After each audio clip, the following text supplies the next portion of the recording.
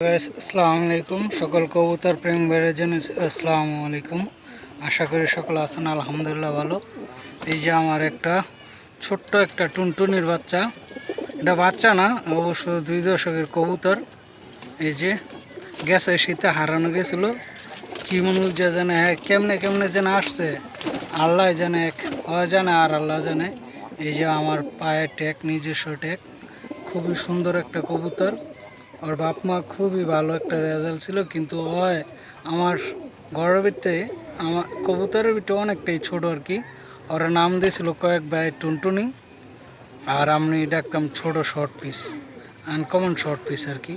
তো আল্লাহর অশেষ মেহেরবান, দেখেন কোন সময় কোন জায়গাতে কই আইসা পারে, একমাত্র সে ভালোবাসার টানে এত দূর আইসে বসে, জানি না কত দূর থেকে কত জায়গা দিয়া, কিন্তু 31 কিলোতে আমার এখান থেকে পড়ে গেছিলো। আজকে এই যে কিছুক্ষণ আগে দেখি তাফরি মেলা নেওয়া ছিল কবুতর ছাড়ানো, এই টাইমে আইসা পড়ছে। তো মাশাল্লাহ, আল্লাহর অশেষ মেহেরবান।